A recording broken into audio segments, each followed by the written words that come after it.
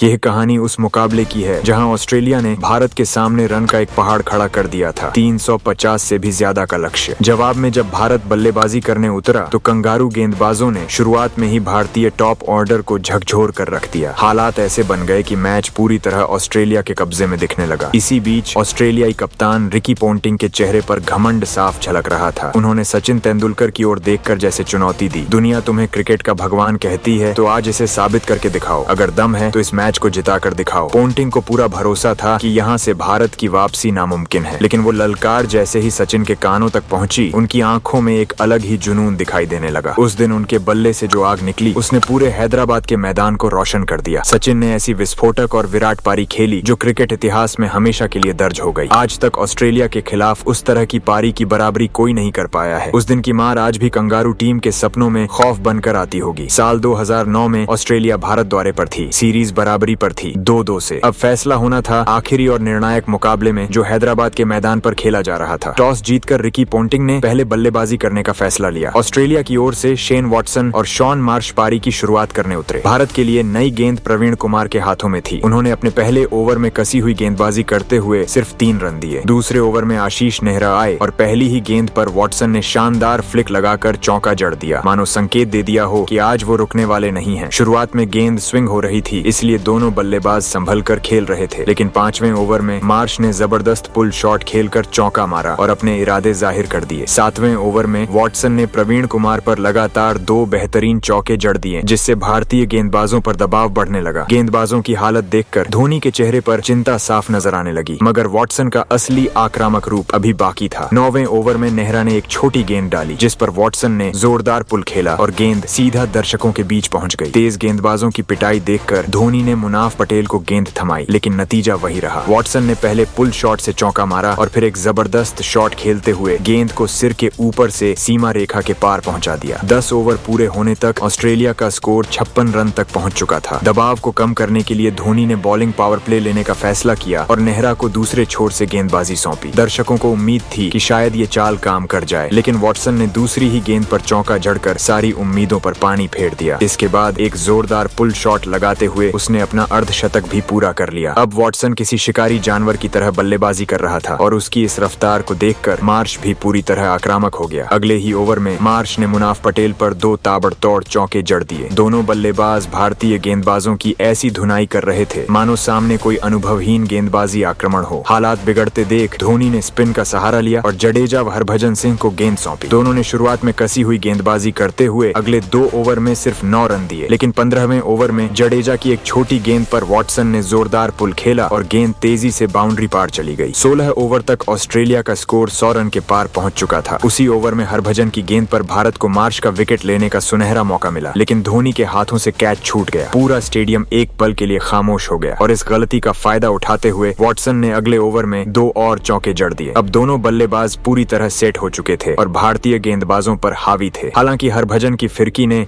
उन्हें पूरी तरह खुलकर खेलने से थोड़ा रोके रखा, जिससे रन गति थोड़ी कम हुई और 6 रन प्रति ओवर से नीचे आ गई। 25 ओवर के बाद ऑस्ट्रेलिया का स्कोर 144 रन था और वॉटसन 93 रन पर खेल रहा था, शतक से सिर्फ 7 रन दूर। 26वां ओवर हरभजन लेकर आए। पहली ही गेंद पर मार्श ने सिंगल लेकर अपना अर्धशतक पूरा किया। जैसे ही वॉटसन स्ट्राइक पर आया, उसने भज्जी को घूरते हुए चुनौती दी कि वह उसी के ओवर में अपना शतक पूरा करेगा। दोनों टीमों के बीच पुरानी प्रतिद्वंद्विता को देखते हुए यह बात भज्जी को चुभ गई। अगली गेंद पर वॉटसन ने बड़ा शॉट खेलने की कोशिश की, लेकिन बाउंड्री पर खड़े जडेजा ने शानदार कैच लपक लिया। शतक से ठीक पहले वॉटसन की पारी खत्म हो गई और हरभजन ने जोरदार जश्न मनाते हुए उसे पवेलियन का रास्ता दिखाया। वॉटसन के आउट होते ही कप्तान रिकी पोंटिंग मैदान में उतरे। उनके आने के बाद थोड़ी देर के लिए ऑस्ट्रेलिया की रन गति धीमी हुई। 32 ओवर में टीम का स्कोर 177 रन था, लेकिन अगले ही ओवर में पोंटिंग ने युवराज की गेंद पर एक शानदार लॉफ्टेड चौका लगाया और उसके बाद मार्श ने भी मुनाफ पर एक और चौका जड़ दिया। अब ऑस्ट्रेलिया ने फिर से रफ्तार पकड़ ली और बैटिंग पावर प्ले लेने का फैसला किया। पावर प्ले की दूसरी ही गेंद पर मार्श ने फ्लिक करते हुए चौका बटोर लिया। भारतीय टीम दबाव में आ चुकी थी, सिर्फ एक विकेट गिरा था और स्कोर 200 रन के पार पहुंच चुका था। हरभजन अगले ओवर में आए, लेकिन पोंटिंग ने उन पर भी एक खूबसूरत पैडल स्कूप चौका जड़ दिया। दोनों बल्लेबाज अब पूरी तरह हावी थे और हर गेंद पर बाउंड्री की तलाश कर रहे थे। मैदान पर ऑस्ट्रेलिया का दबदबा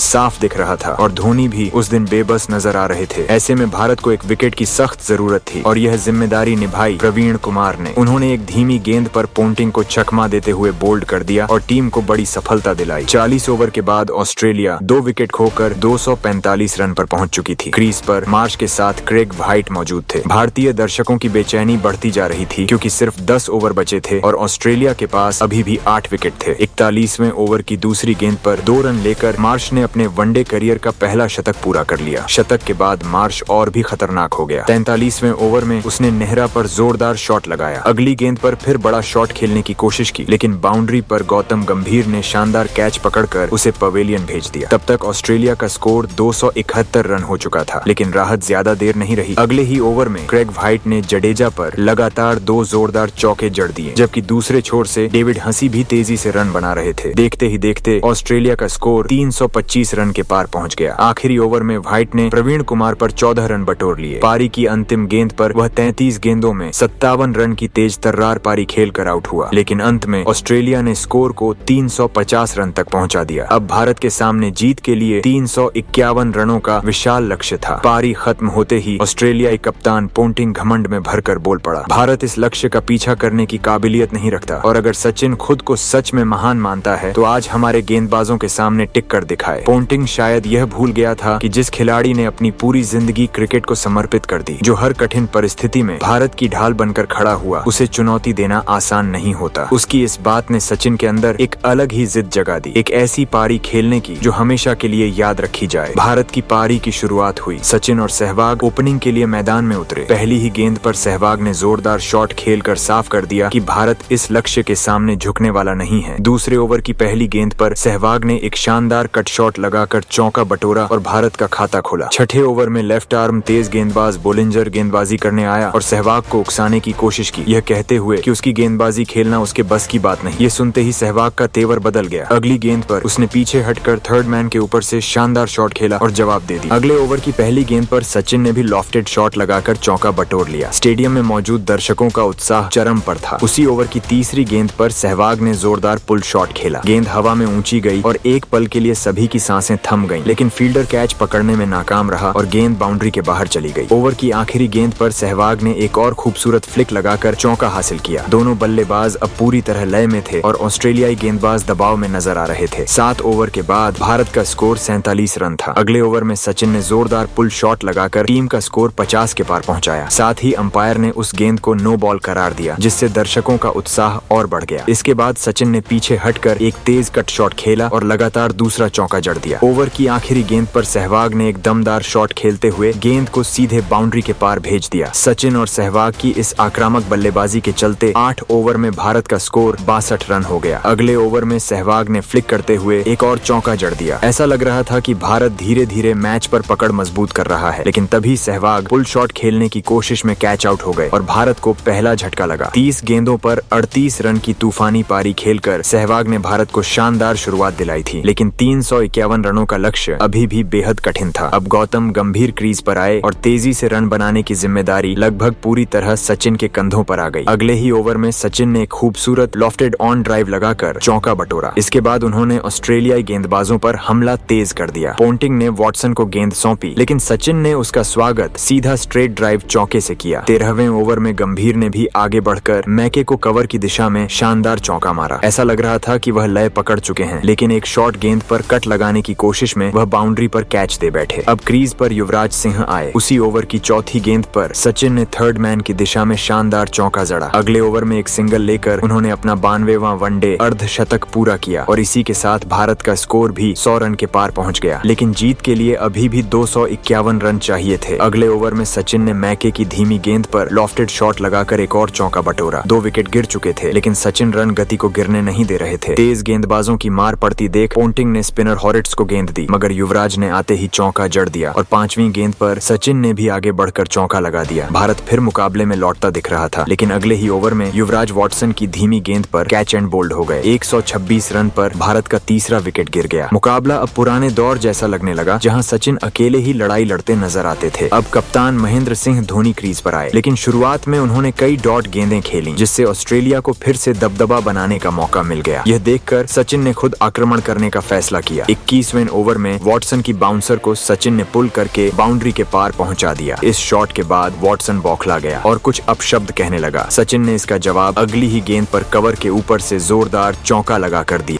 अब सचिन का बल्ला आग उगल रहा था। अगले ओवर में उन्होंने आगे बढ़कर हॉरिट्स की गेंद पर एक शानदार छक्का जड़ा, जिससे भारत के 150 रन भी पूरे हो गए। पूरा स्टेडियम सचिन सचिन के नारों से गूंज उठा। लेकिन इसी बीच धोनी एक कट शॉट खेलने की कोशिश में कैच आउट हो गए। 162 रन पर भारत का चौथा विकेट गिर गया। ऐसा लग रहा था जैसे सचिन किसी अलग ही स्तर पर बल्लेबाजी कर रहे हों। अब सुरेश रैना मैदान में आए। 27वें ओवर में उन्होंने वॉटसन को लॉन्ग ऑन के ऊपर से शानदार छक्का जड़ा और अगली ही गेंद पर पॉइंट के ऊपर से चौका भी लगाया। दर्शकों का उत्साह फिर से लौट आया। सचिन 99 रन पर थे और पूरा स्टेडियम उनके शतक का इंतजार कर रहा था। आखिरकार 27वें ओवर में एक सिंगल लेकर उन्होंने महज 81 गेंदों में अपना 45वां वनडे शतक पूरा किया। लेकिन उन्होंने ज्यादा जश्न नहीं मनाया क्योंकि लक्ष्य अभी दूर था। 30वें ओवर में सचिन ने एक और चौका लगाकर भारत का स्कोर 200 के पार पहुंचा दिया। 30 ओवर के बाद भारत 4 विकेट पर 200 रन बना चुका था। अब 20 ओवर में 150 रन चाहिए थे। रैना और सचिन ने मिलकर आक्रमण जारी रखा। हर ओवर में बाउंड्री आ रही थी। पोंटिंग के लिए हालात मुश्किल होते जा रहे थे। 40वें ओवर में सचिन ने चौका लगाकर अपने 150 रन पूरे किए। 40 ओवर के बाद भारत का स्कोर 276 रन था और आखिरी 10 ओवर में 75 रन चाहिए थे। 41वें ओवर में सचिन ने हिल्फेनहॉस पर चौका जड़ा, जिससे पोंटिंग फिर भड़क गया। लेकिन सचिन ने जवाब एक और कड़क कवर ड्राइव से दिया। अगले ओवर में रैना ने मैके पर एक लंबा छक्का जड़कर अपना अर्धशतक पूरा किया। 42 ओवर में भारत का स्कोर 299 रन था। अब 8 ओवर में 52 रन चाहिए थे, लेकिन मैच ने अचानक करवट ली। अगले ही ओवर में रैना बड़ा शॉट खेलने की कोशिश में आउट हो गए। उसी ओवर में सचिन ने सिंगल लेकर स्कोर 300 तक पहुंचाया, लेकिन आखिरी गेंद पर